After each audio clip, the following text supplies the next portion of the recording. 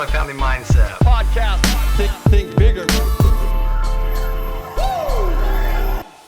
All right, Sawyer Hartman, Mr. Sawyer Hartman, man, welcome. Yes, sir. Thank you. It's good to see you on this side of the world. I know, you too, bro. Last time we saw each other, we were in Maui. On a boat in Hawaii. Yeah, Oahu, it's not like it was a horrible place, but this is pretty nice in here. Dude, I remember being on that boat. I don't know anybody except for Strat and Nico for the most part. And we just randomly started to chat.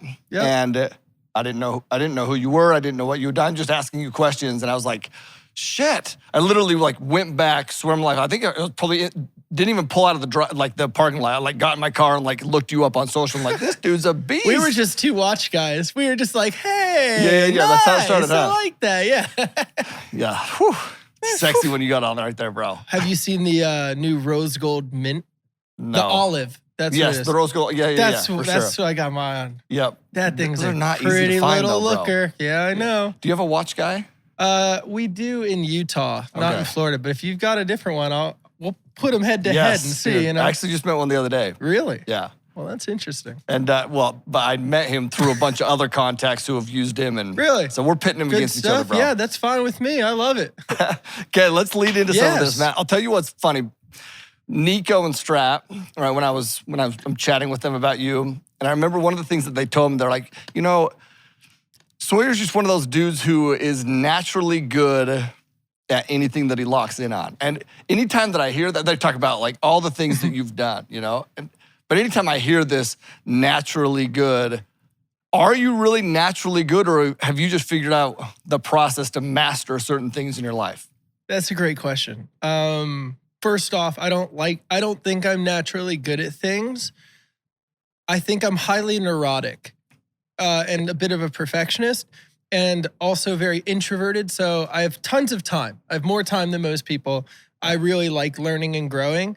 I think the one thing that sets me apart from people I've met is I won't make the same mistake twice, and I extract knowledge from people I meet. If during this conversation, if you were to give me, 3 tips to never do in real estate, you better believe at the end of my life, I will have not made those. Yeah. So I kind of retain that stuff. So, I don't think there is a true naturally good at things. I think there's a certain type of person that can learn from everything and then apply it to new things. That's definitely me. And social media is literally the same business model that business has followed for 100 years. People are just rediscovering that one post at a time. Yeah. The information's already there. You already know what's coming next. So social media is the business platform. What did you say? The business structure. The business is selling things. It's just the new medium. It's so let's the talk new about this, way. because you obviously have a background in this. You're YouTube OG, one of the first few to hit 1 million. You have 1.9 now? Yeah. But I think the 279th person to pass 1 million. Dude. Back in 2012, 13 or something. So and then you haven't just built on one platform. You've built and scaled on multiple platforms, multiple different times. Yep, we've gone from 0 to 100,000 43 times now. Jeez. But I think what's more important than that, because once you get momentum, that's momentum. But we've helped 75 of the biggest brands in the world figure out how to grow and monetize their own social media. And now that's kind of what we're doing full time with s3marketing.com. Same thing. It's just teaching people how to use that model for themselves and their skill set. Dude, so name some of the name drop, a couple of the companies that you've worked with. Jeep, Hyundai, Pepsi, MasterCard. Oh God, I don't know. They literally keep going. Right now, I'm director of marketing for Guerrilla Ammunition and Firearms. Worked with Insta360 last month. It's always it's a puzzle. I think we talked about it earlier. To me, social media is a puzzle. If you're a business who doesn't know exactly how to get people to care or buy, that's what we handle. Yeah. And we've done it now for 14 years. It's a system, just like your thing. It's predictable, it's repeatable, and it's reliable. And that's what it takes. Yeah, dude, you know what is interesting is, and I'm actually curious about this. Is there, what's interesting to me is some people, I would imagine, just see you as like a YouTuber. Like, did you start, 2012 is when you started into YouTube? 2010. Yeah. Which like, dude, you're young. Oh yeah, I was a little Justin Bieber modeled copy. Yeah, like, I know, was, bro. You're handsome as hell. I was not as handsome as that, but bullshit, I thought I bro. was. Back in the day. Hey, here's an actionable for everyone. Just go Google Sawyer Hartman. Oh yeah, back in the day. Bro, the images is like, I got caught up in your images. I ain't gonna lie. Oh yeah, you probably thought it was One Direction. Yeah, no. But yeah, no, I've been at it a long time. Yeah. Like a long time. So sometimes that happens, right? People see you grow up and they see you as this YouTuber. What is there misconceptions about you that irritate you? They don't irritate me. Luckily they've worked for me. So the biggest misconception I get is that I was just a YouTuber, or like that I was a YouTuber who stopped creating content. They never see the business behind it, and that's what I want. I don't want to tell the world what I make. I don't need to like do that, right? Because that's like what we're hoping to talk about today is 100%. Everyone sees everyone else doing this, saying, well, I made 10,000, 10 million from this, 100,000, 100 million from this. And they're just flexing, right? When I see that, I seriously question if they've done these things. However, I meet someone like you who you're constantly telling people how they can do it themselves. And I see the results. I see the social proof. I see people actually getting those results. And then I meet you and I see what you've done for yourself makes me respect you infinitely more. So there's nothing really on social media that bugs me, these preconceived notions. If anything, I think when people underestimate you, it's a huge strength. I would much rather everyone underestimate me and give me the time and space to build behind their back than like me be telling them what I'm doing while I'm doing it and someone with a little bit more capital beating me to the finish line. Bro, that's so good, man. That's such a great mindset. It's like, because the other way you're faking it and now people see you in a different light than you really are. And over time that will F with you. That'll just F with you. Do you want to win the short game or the long game? That's it. That's it. Are you trying to get lucky tonight or are you trying to get married? Yeah. By the way, you just got married. I did. Congrats. Thank you. You can tell which game I'm playing now, so that's good. Long run, dude. Well played. Yeah. Okay, best practices, worst practices, things that you see out there right now that, with your lens of experience that you just see it from a different lens. Can we talk about some of that stuff? Okay. Well, let's start with what everyone is going to be tempted to do, because that's what you have to first battle. So I actually saw on our itinerary today, we want to talk about the hustle of social media. Yeah. So I have a lot to say about the hustle of social media. Okay, I love it. Have you hustled a business? Yeah, but did it work? Probably not. You hustle once you have a repeatable model. You do not hustle in the beginning. You're creative. You try new things. You test, right? So I think something on social media people are really struggling with when I talk to them is they've built up this resistance mindset. It's not for me. I don't know if I can make it. All of the negative things we tell ourselves. And then they go, okay, I'm going to give it a try. So in 2 weeks, I'm going to start posting every single day for a year until it works. And they're emotionally excited. And I'll ask them one simple question, the same thing I ask every single client that comes through my door. If 100,000 people found your account today, what today do you want them to either buy or sign up for? Where do you make money? And everyone thinks, well, I need a following first. You're already dead in the water. That mindset would have worked 10, 12 years ago. It could still work on TikTok, but TikTok creators will tell you it's over there too. Yep. This is a business. And that's, I think, what's interesting is everyone wants to go to social media and get all this attention, but they can't even get their friends to buy their product. They can't get their family to buy it. They meet people at lunch. They meet people at a club. They don't tell them about it. Why? Because they know they're not going to buy it either. Why the hell would people on the internet buy it then? Yeah. So, when I hear someone doing 5 tips to grow on social media, that's great. You're on the right place. You're adding value to your audience. Yeah. You're in the right place.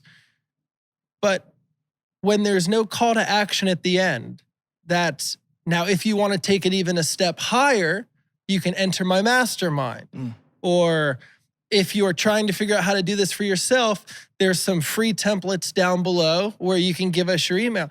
All of a sudden, I'm just seeing someone who's constantly working and they're trying to get somewhere. They are not trying to be profitable. They are not trying to make this sustainable. I've now been on social media 15 years. A lot of my friends were the absolute biggest creators in the world. And I can count on one hand the number of them that are still doing it. And it comes down to the same problem. This is a hustle. You don't hustle. Social media is a hustle.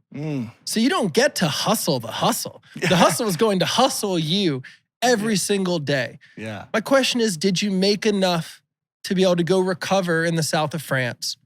Or wherever you want, Disney World, whatever. I don't care how you live your life. I don't care how bougie you are. I just care, is it worth your time? Is it making sense for you? And usually the answer is no for everyone. So I want to drill down into that. So you're saying so many people are focused on creating content, gaining a follower base before they even understand what to do with those followers, how to monetize those followers, what the business back end of it is. They're essentially trying to do it their cart before the horse. They're finish line focused. In their mind, the bag of gold is at the end of the destination. I understood that the entire journey, every 3 steps, there's a gold coin. Dude. And if you overlook those, you get to the end of the finish line and there's an empty bag there for you to put your coins in. But you go, oh no. You look behind you and the next generation of content creators has picked up everything you dropped. Bro. Say you're a photographer, right? I taught photographers and filmmakers for 15 years. They're my kin, my bread and butter. I love them, right? Yeah. I was one. Still am, but it's not as monetary, like not as beneficial as I would have liked. Yeah. So say you're a content creator, you want to be a photographer on Instagram, you want to teach people photography on YouTube, you watch people like me or Peter McKinnon, and you're like, I'll do what they do, I'll get where they are, I'll work with who they work with, I'll shoot on what they shoot on. Well, that first 0 to 100,000 followers, no one's going to pay you. That's coming out of your pocket, right? So you're posting a photo for a like. The like's not a currency. Now, if my son that I don't have wanted to be a photographer on social media, I'd say that's awesome. Here's what we're going to do. 1, we're going to get you some photo presets, even though they're rough and they're representative of where you are in your journey. I want to take what you edit your photos with every single day, and I want to package it so that from 0 followers to 100,000 followers, every single person you touch has the opportunity to either support you by buying into your craft, or if they're on a lower plane in this journey that you're on, you can help them level up. It only costs them $40. Yeah. It doesn't seem like much. But when you're making a $30, $40 sale 4 times a day, every day for 6 years, well, all of a sudden, you don't have to have a second job now. And if you don't have a second job, you have more time to create. So now you've leveraged, it's all leverage, even in real estate. Yep. Social media, and I guess that's actually the bread and butter of it, is if you're not making money from day one, you are not going to be able to leverage this to get ahead of people like Jake Paul. Yeah. Or, and even Jake Paul, we're all dinosaurs.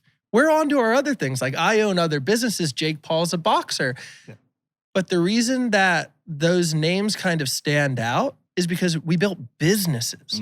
A lot of creators now get their 15 minutes. And when it's gone, they go, well, how do I get it back? You don't. Yeah. You were supposed to build there. Supposed to pick up those coins. You were supposed to leverage your moment to get to the next step. And a lot of people aren't. So, Matt, if you were to start right now, you're brand new, which we kind of just leaned into this, but we're to start right now, you're brand new. Like, what's step one for you? So I will tell you exactly what I do, but just realize the moment I tell him what to do, it will no longer work. And that's a huge thing in social media right now. Everyone's looking for answers. So they go like, a huge guy that I like is Alex Hermazi. Yeah. Everyone likes him right now. Alex is a very smart entrepreneur, but what's interesting is he comes out with these books on how to either close sales or get more leads. And hundreds of thousands of people consume them on day one, take them as Bible, and just start executing on them. But, you know, if you were to call me and say, hey, there's a new section of Miami that's getting gentrified, a lot of great apartment buildings in there that are about to be flipped, do you want to get in on it? And I said, yes, we'd make a ton of money together. But if you made a video about that one area and then it got 200 million views, the only person that would get wealthy is you, who bought up everything before you made the video, or whoever was holding that commodity.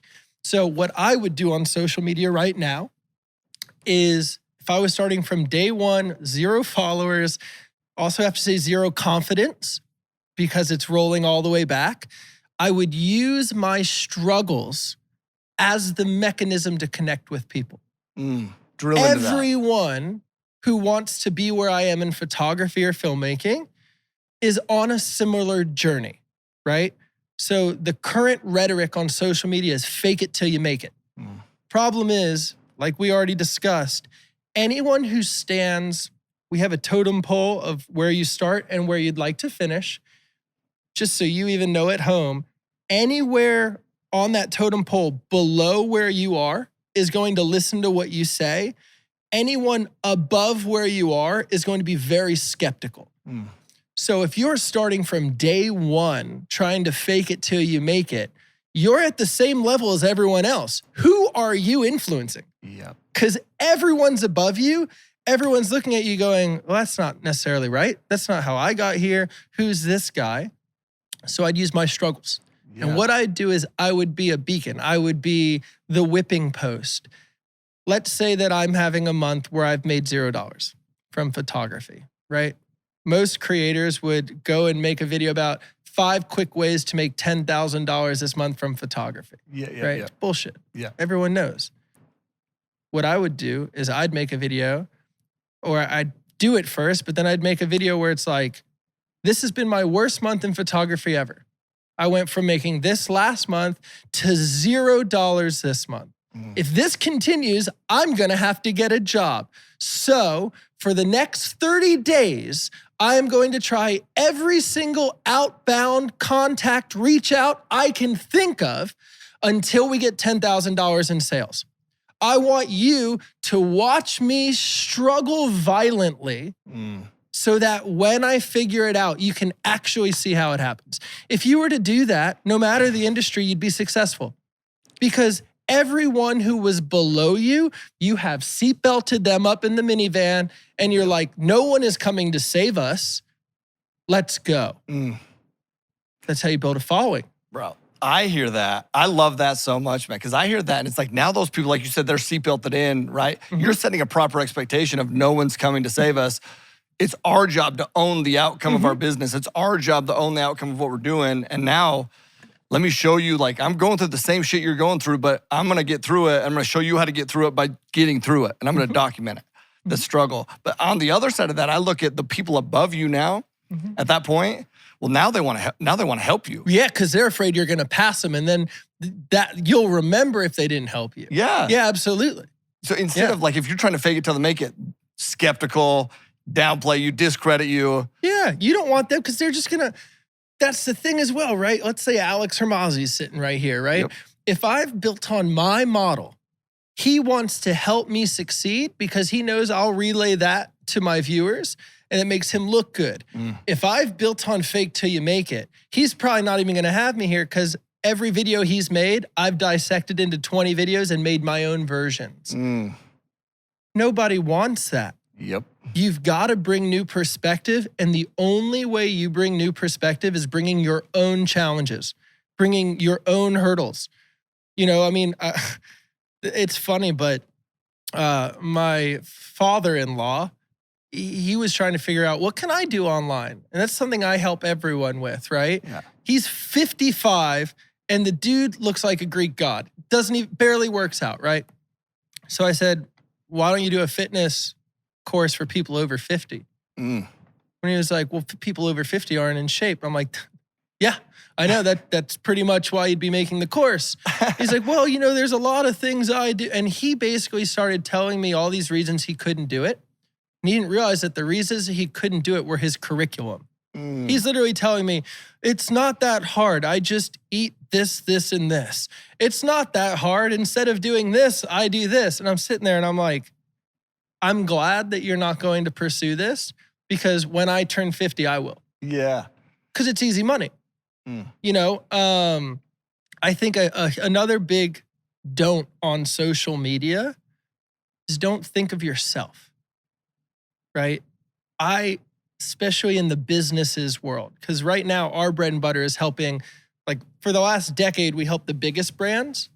And that journey was teaching them how to get out of their own way. If you're Hyundai, you don't need me to get the world to know who you are, but you do need me to help the world accept who you are, right?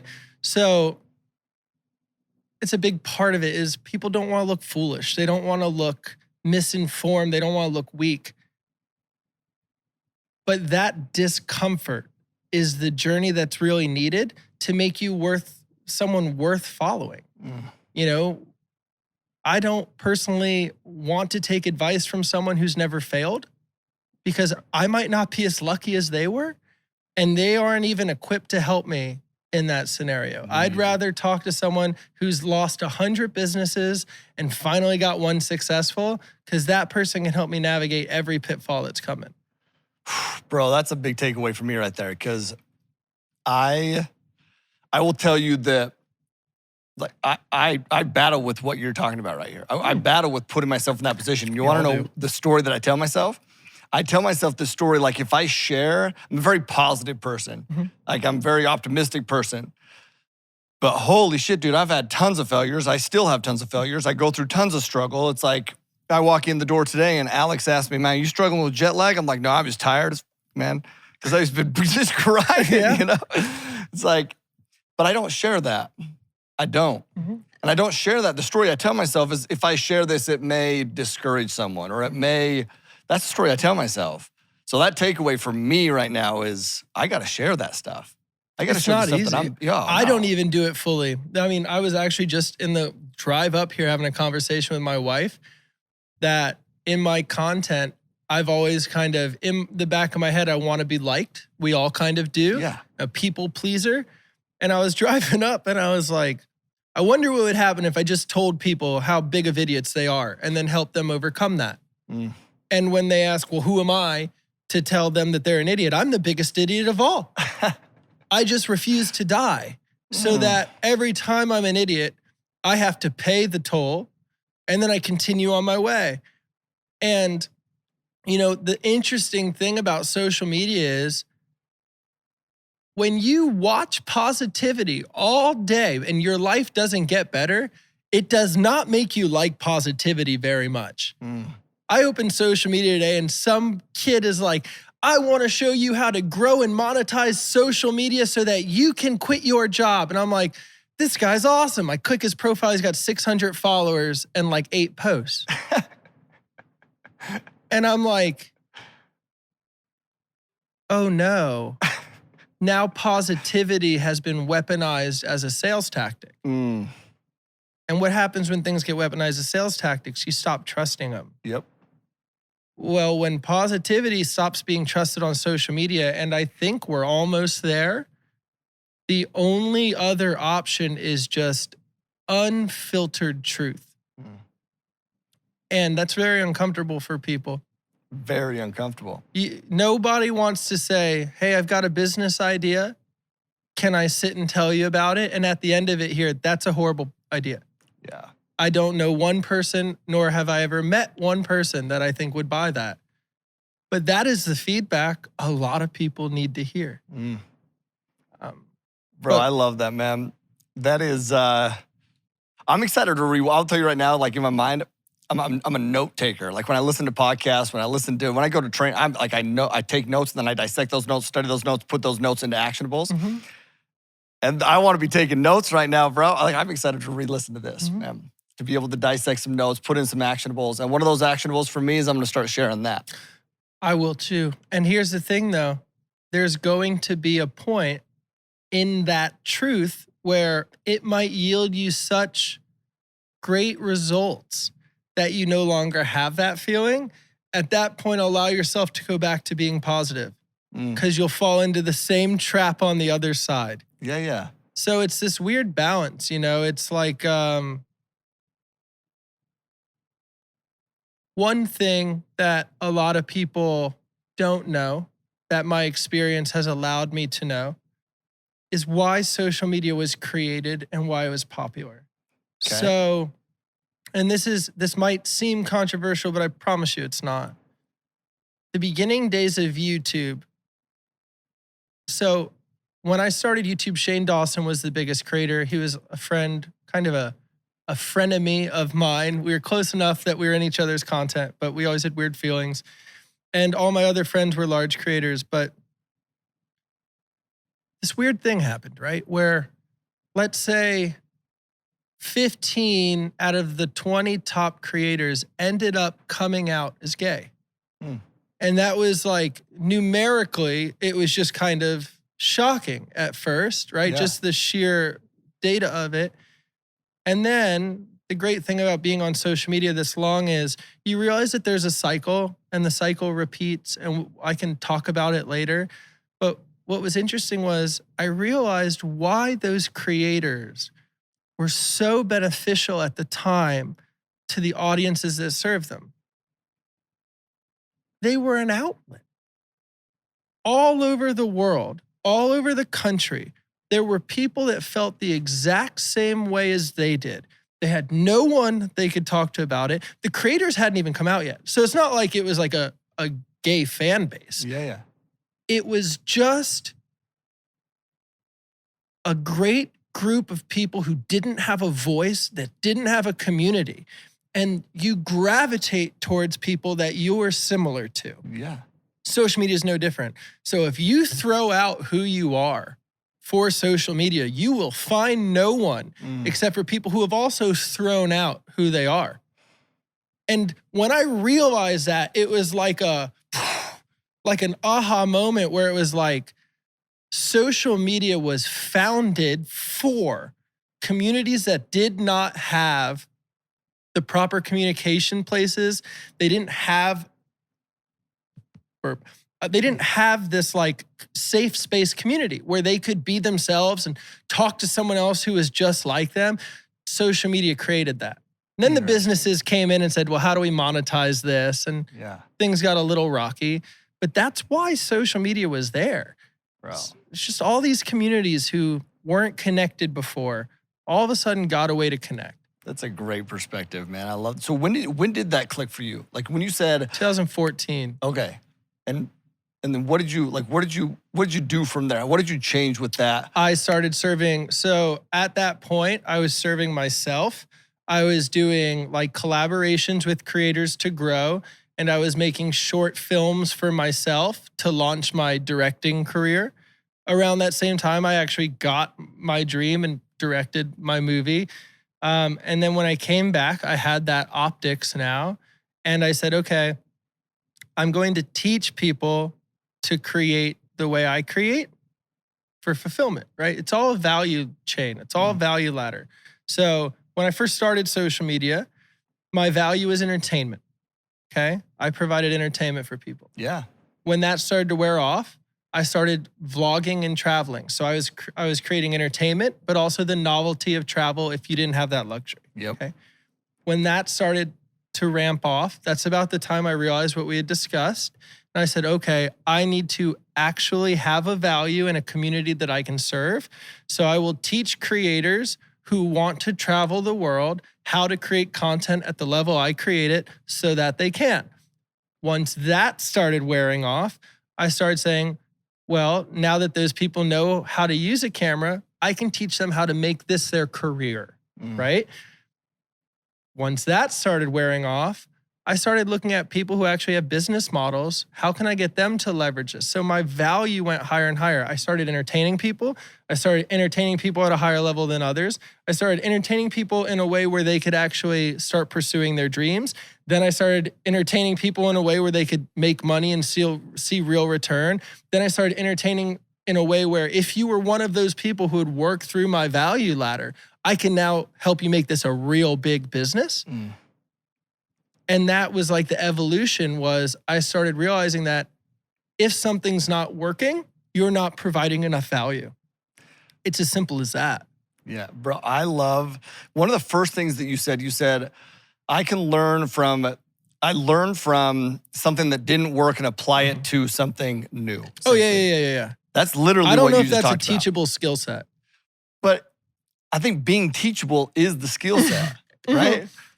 Because if you don't learn from those, that's the missing skill set. That's it. And I look at like how you pivoted, like all these different phases. And bro, you're only, 33? You know, YouTube actually, like 2015, they actually came to me and had me teach a YouTube course on pivoting. Really? Because no one else had really figured out. They were like, if my career's over, my career's over. And I was like, no.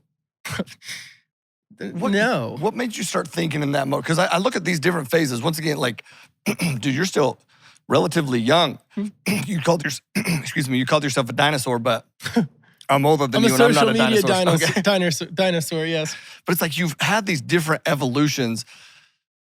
Has your mind always been geared in that direction? Have you always been thinking 10 steps ahead, or have you trained yourself to do that? Walk me through that. I'm pretty critical. It started of myself. And then, when I was in college, for the 6 weeks I was there and just before, I was planning on doing hostile takeovers of businesses like we had talked about. So Tony Robbins says that there's like these two types of people, and he has one of them in his circle. And he's like, you can't have many of them, right? But if you have a group of 10 people and you pitch an idea, 9 of them will be like, that's awesome, I'm on board, especially if it's a good idea, right? If it's a good idea, 9 of them are like, yes, yes, yes. And then one of them, no matter what the idea is, will go, that won't work because I'm that person, right? Some people leave it there. My brain fills in a solution. So someone pitches me an idea. I'm like, oh, that's a great idea, but you're going to get caught here. However, if you were to do this, you might be able to work around it. So that's kind of how my brain's always been wired. Social media is the same, right? If your numbers stop, if you remove hope from the equation, you realize that you're your only savior. So those businesses that I was being taught and trained to buy, they weren't doing well. They had good business models, but they were not making money. And I was being brought in to literally strip them of every unneeded part, get them down to their vein of gold, and then scale that. So I've now put that spotlight on myself. And I think everyone should do that. Now, the one important thing I'll say is there's 2 ways to do it. There's the, I'm so stupid, I'm going to have to make myself better, which puts you in the wrong place. And then there's, in my mind, the version of you that makes a commitment to see this through until death. Once you've made that commitment, you're not so like hateful towards yourself. So like for me, I have business aspirations. I don't need them tomorrow. I don't need them next week. I don't even need them by the time I'm 50. But I do know that I will die well before I stop pursuing them. That's just what I like to do. So I can look at what I'm doing, look at what's not working and improve upon it, throw it out, start over, or maximize it without any reflection on my self-worth. Because the only version of me I hate is the one that quit. And I don't have to ever meet him, hopefully. Yeah, So, right. So because that's what I love is you don't look at it as quitting something. It's transitioning and evolving. Yeah. What does that process look like? Because you said I want to dive a little bit deeper into that. Like, what does that process look like for you? For me, it all starts with the goal. So a lot of people are product centric. They go, I want to make it to $10 million. Well, they don't even go there, actually. They start with, I've got this straw that I've used for 5 years, and I'm going to make it into something, right? Okay, real quick, this right here, this vein we're going down is, I can already tell it's gold because I already know so many people fall into this. Keep going. I just want to make. So people do it backwards because they want to be right. They find something they love and they go, how can I make money from this? I'm sorry, you are in for a life of suffering. Because just because you love something doesn't mean the world has to. I work backwards. I want $10 million a year revenue. So I know I need a $50,000 product. And I know exactly how many of them I need to sell. I know exactly what my marketing budget is to be able to sell and still hit it. I know how many a month I need to make. My product is literally designed to get me to my end result. You are not going to make a $100 million business selling $20 photo presets. However, if you, like I did, if you create the digital marketplace to sell every single person's photo presets and take a percentage of that, that could get you where you want to go. So it's a backwards mentality. And I think it's because people are afraid to dream. Yes. People are afraid to reach out and say what they want because what if I don't get it? That's cool, you know? I ask myself, which is worse, the pain of disappointment or like the pleasure of mediocrity? Yeah. You know, everyone's got different goals. I'm not really too money focused where, well, for me personally, money is a tool, right? I love traveling. I love my family members not having to work. I love being able to provide opportunities and experiences for other people. Yeah. But outside of that, like, I don't really care if I drive a truck or a Ferrari. I've driven a supercar so long that like you realize it is just a car that pisses you off when it's time for an oil change or a new clutch. Like, it's not that different. Once you're married, it's not like you're trying to get laid from it anyway. Like, what's the point, right? That's it. But you've got to be able to think big. You've got to be able to dream. And I mean dream bigger than, oh, I want a nice house and car. Yes. I mean, you've got to dream at the level of, I want to be able to do, and this is literally part of something I tell myself every day, I want to be able to do what I want, when I want, how I want, with no one to tell me I can't besides God. That's what I focus on. And in my journey, the answer to that is unfortunately money. And that's fine. Yeah. So I don't really care about the product. I care about the customer. Yeah. I care that my product serves their needs, but I don't really care what I'm selling. Yeah. If it accomplishes those things. Bro, that's the gold right there. Because I see so many people dial in on something and get hyper-focused on that something, but they don't stay hyper-focused on that something because that something's not going to get them to what they really want, right? Like, if we can, and people, you nailed this when you said that people are nervous to define it. They're nervous to define it because what if you don't get it? Yeah, what if, but in reality, anything is possible. Yeah. Literally everything is possible if you define it and then work backwards. Yeah. It's working back from the future to the present. So many people work from the present and try to move to the future, or they look at the past and what they've done and that's going to dictate their future. No, man, define the future and then just define the things that you need to do to get there. Like, what does that look like? Here's a great example, like just a little analogy, because I love analogies. It's the only way to really understand other people. You talk to someone who's an engineer. They love building vehicles. And you ask them, what's your goal? And they go, I want to go as far as possible, as fast as possible, in as short amount of time as possible. Okay. Well, if you're doing that on dry land, if you're doing that to another continent, or if you're doing that to another planet, you're going to need 3 different types of vehicles. So this mentality of I want to go as far as possible, that's great. Like, talk to a therapist about that. But like, talk to your engineers about what that actually looks like. Like, it's like, I want to go as far as possible. Great. Is it over land? Is it over water? Is it through air? That's what I need to know. And then all of a sudden you start saying, well, I want to go as far as possible while remaining dry on the ground in warm weather with good paved roads. And it's like, all right, now I'm starting to see what you want me to build. Got it. You didn't even need to know what you needed to build.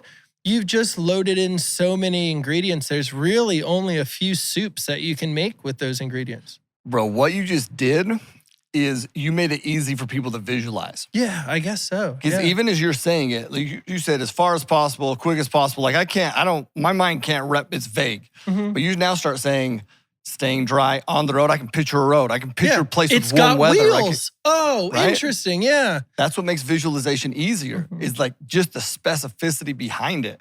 And then you go create it. So here's something. I hate manifesting. Okay. But I also think I might believe in it 120%. Okay? So tell me more. I have a theory.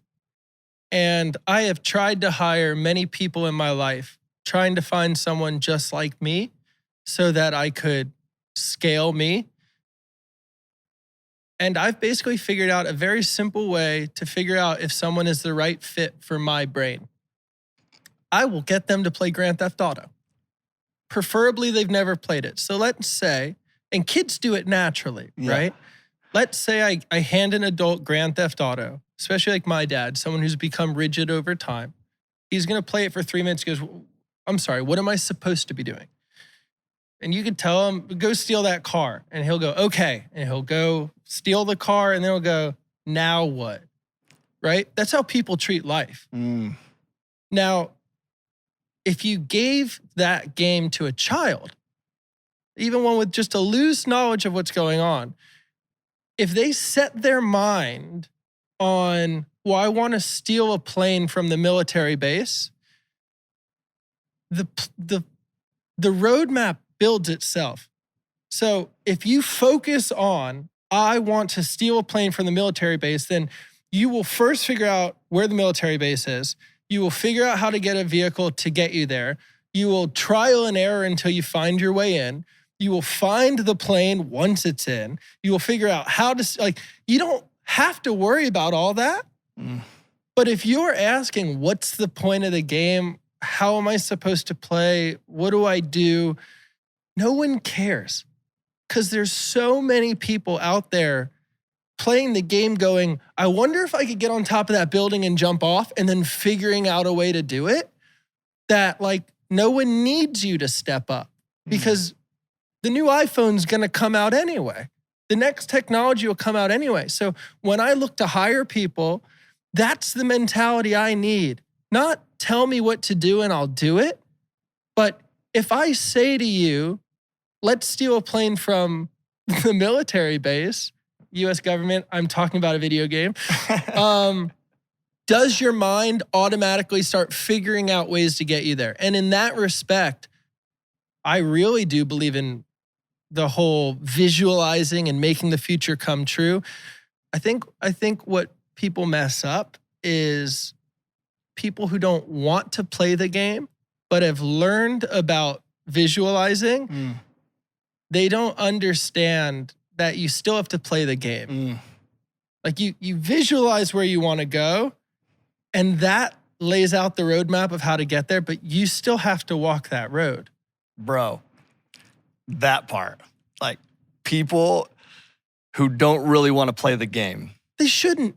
They should go sit outside on a park bench. Yes. Not everyone has to play this game. That's it. You Dude. know? Yes. Oh, but don't trick yourself into thinking you're just going to sit there and visualize without putting it into action.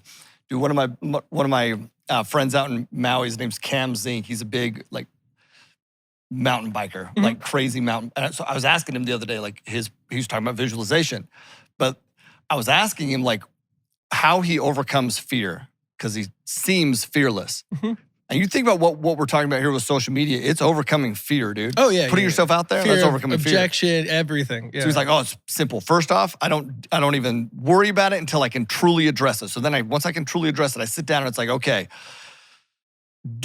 is this something I want to commit to? What's the risk? What's the reward? This new trick, what's the risk? What's the reward?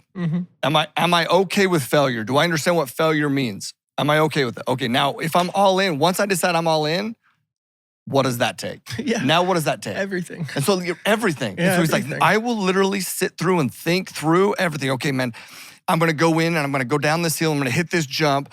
Is there gonna be wind that day? If there's wind that day, then maybe I need to, I usually pump the brakes twice, but no, I'll pump the brakes once.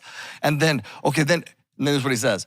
When I'm thinking through and I'm visualizing it, it's like if I get caught in a place where I can't see the true vision of it, of what I need to do, a lot of people just try to fight. He's like, that's what I need to work on. Yeah. And then that's what he'll work on. Yeah. Then it becomes so clear that now you can remove fear and take the steps necessary because you know the steps you need to take to overcome the fear. Absolutely. But you need to know that you have to take the steps. Yeah. And bro, love that. Like we said, man, everything costs something. Everything in life you can have, it costs you something, right? I have found a way to have my happiness through pursuing something that's meaningful to me. But I love building things, and I've chosen for what I build to be businesses. I am perfectly fine giving every moment of my life that I have left to doing this, not because I'm hoping to get somewhere. I enjoy the process, right? A lot of people want that type of payout, but they don't want to give up their life. You have no business being here. Like, it would just be like you jumping in the cage with gladiators who are prepared to die, and you think you're playing a video game. Yep. Everyone else is in a very different mindset. And you're sitting there going, oh, I really hope this works out. And everyone else is like, they're not even thinking. No, yeah. They're just reacting and working. You know, I think what's really crazy about that Grand Theft Auto analogy is whenever I use that analogy and ask people how they'd play the game, I've not found anyone who sets middle goals. I've never found someone that's like, oh, I want to go steal a Toyota Corolla and like drive around. But that's what people do in life. It's so strange to me. I think we deal with a fear of giving up our life for the wrong reasons. So we give it up for nothing. We don't realize that it's not our choice whether we give up our life or not. We're on a clock. So like you're talking about fear and not being enough or fear of failure on social media, like you're already failing. It's just not obvious to the world. People are so scared. This quote right here, man. People are so scared to give up their life for the wrong reasons, so they give it up for nothing. Yeah. Woo. Absolutely nothing. Bro, except for that's bitching fire. and complaining. It's just a shame. It is, It though. really is, you know? Because this is why I love your mentality, because your mentality isn't that you're giving things up or that it's not working. It's just, dude, you're evolving the whole way. The whole way you're evolving, man. It's like just because something works doesn't mean that the bigger vision doesn't work. That one thing that didn't work is the ammunition to help you understand what does work. Absolutely. And like when I talk confidently about what I'm doing, whether it's in a pitch meeting or whatever, I'm not telling people that what I am talking about at that moment will be successful. What I'm telling them is I will make it work if you can stay with me. I had a buddy who works with me the other day ask me, he goes, how do I know this is going to work out? And I said, I can tell you it'll work out. I just don't know if you'll be here when it does. Yes. And he's like, well, how do you know? I'm like, because I control it. Yeah. I control that. It's on you. You don't have to stop. Yes. Bro, when you said like in the arena with gladiators, that is the mentality. It's like there's so many people that go out there, in this business as an example, they'll go out there, they want to start buying apartment buildings. It seems like this great idea for them. It seems something that's like this. They have this, but why are they doing it? And are they truly committed to it? Because like they just hope that it happens. They hope that it naturally just all of a sudden happens. I don't know anybody in our program that it's just happened. Dude, they make it freaking happen because they're the gladiators that are out there that's like, dude, I'm here to the death. Like I'm willing this thing to fruition. I'm making it happen. I'm owning the outcome.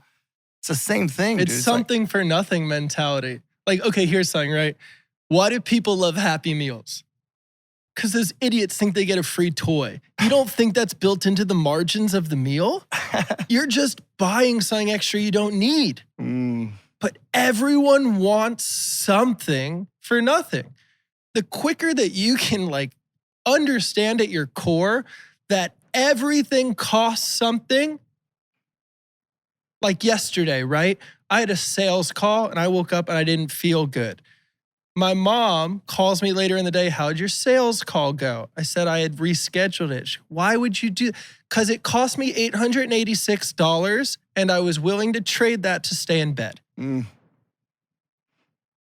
It's not good or bad. It's not going to kill or thrive my business. Yep. I knew what something cost me and I'm willing to pay the price.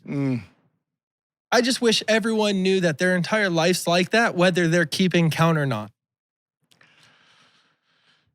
That's gold, bro.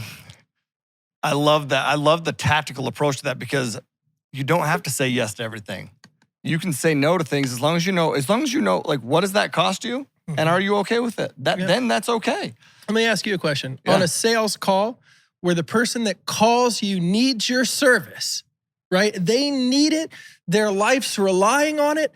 On that call, is it more important what you say or what you don't say? Oh, dude, what you don't say. Yeah.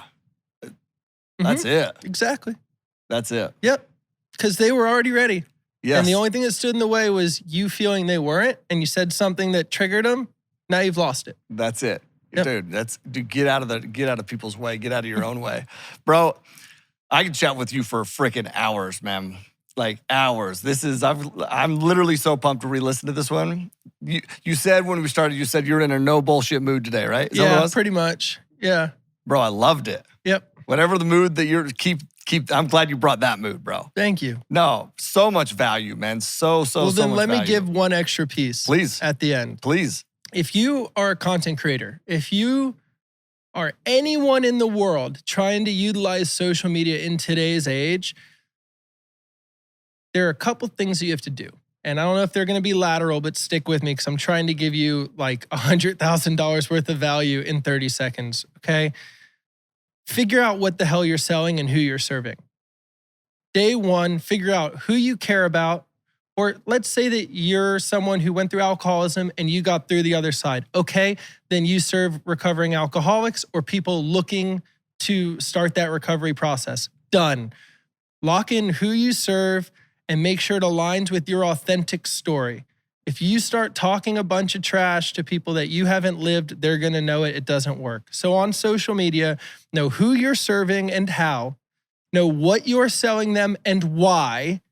And then creating content's very easy because all you do is give free value to them. And maybe 1 out of every 5 pieces of content, you take a small ask. You don't do it at the end of every video. Give value blindly. Just like at a bank, I want to see you make 5 deposits for every 1 withdrawal. If you start withdrawing, and I've done this in my own career with brand deals, if you start withdrawing those overdraft fees, they will cripple your social media growth. They'll make it so you never even get where you want to go. And the mechanics behind that is, if you're not selling a product, you're going to be selling someone else's product. At least your product serves your audience's needs. The random Coca-Cola company that comes in and that doesn't serve it, you're withdrawing. Yeah. So just add value, and we'll end up exactly where you are because that's exactly what you've done for people. Bro, it's what you've done for people. I see it in your content and what you do. And I'm going to ask you, I'm going to drill down on this. You doing that and you making that switch to giving. How was that changed, improved, impacted how your followers, how your customers interact? So it's actually been a different shift. So I have slowed down on the social media front because I realize that the customers that I'm serving now aren't just people who want to be a creator. I am serving people who are trying to figure out how to get their business or product attention on social media. So my biggest value like we talked about, is that I don't give it away for free on social media. So all of my clients, everyone who comes to me, what I give them works. And the only way that I can guarantee it works is because I know exactly how many people I've given it to. And they have an agreement with me where they won't make content telling people how to do that. Because it's just like you know, it's like you say, there's a great piece of land in this city, in this area. Well, there's only a little bit of real estate there. And you've got to be very, very careful who you tell about it, because it'll be gone and you'll start a bidding war there and you just waste time and energy. So one interesting thing before I leave you is I'm actually about to start back into social media. And where I'm focusing is something that you could use, Alex Hermazzi uses, a lot of smart creators use. So my product that I sell, my service, I'm really right for people who are making more than $10,000 a month from social media. Anyone that's making between 10 and 50, we can 3x it with just a couple quick systems. So I'm going to start creating content to help people go from 0 to 10. Once they get to 10, I will not touch them, not in our business, because that's how we respect that clientele gap. But all of my content now will be about how to get people in there, how to get them right for it so that we can professionally take over.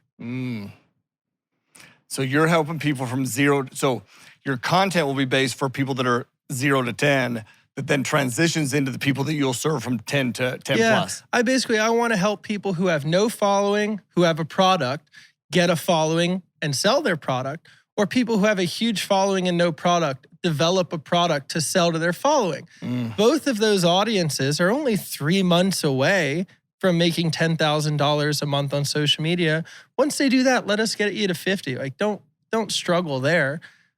But that first kickstart of the engine is the hardest part. So we're going to focus there. Bro, that is a huge takeaway, because it's dialing in on who that audience is, who your audience is, and how can you transition them into a customer, right? How can you give here without hurting the customer side here, right? I love that, bro. It's before and after your business, because you won't lose anything there. But, you know, if you have a car wash, well, someone had to first buy the car, right? And then after, someone has to insure the car. So instead of making more car washes, wouldn't you rather start servicing what happens before the car wash and what happens after? It's same with us. I don't want to just get more people on social media who want to grow. I want to take people who didn't have a chance, turn them into an ideal customer, then service them as a customer to move them to the next level. So if there's not enough people at the beginning of your funnel, instead of complaining that the market's too small, use your skill set to get people right for it. Help them take the first step so that they can pay you for the second and third step. Bro, gold. Gold. That's so good, man. Thanks. We're ending on that, bro. That's good. Gold. Thank you for drilling in. Absolutely, man. Love that. Dude, we're ending on that, dude. I was going to dive up. That's too good. I love that shit, bro. Thank you for taking the time to be here. Thank you for both of y'all for driving down. Dude, how can people get a hold of you and get in contact with you? My social medias are all Sawyer Hartman. And if you're a business who fits our parameters, even if you might not be and you're curious, s3marketing.com. Sweet. S3, I'll put all those links. Share those links. I'll put them all in the description. And the one thing that makes us different, and another thing where you can differentiate yourself, everyone on social media right now, you'll see ads for people helping people grow on social media. Someone like you or me, and then you book a call and you get some random person and you get sold into some long course that's pre-recorded. With us, you get me. Hey. No pre-recorded. Every problem is different. We need to actually solve the problem you have, not give you a new framework to restart your life. I love that. That's awesome, dude. That is awesome. Bro, you're a stud. We're doing this again. Takes one to know one, my man. We're doing this again, bro, for sure. Thank you so much, man. Appreciate you, dude. Hey, all y'all out there, go share this episode.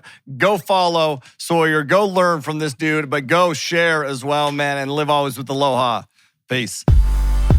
Multifamily Mindset. Podcast. Think bigger.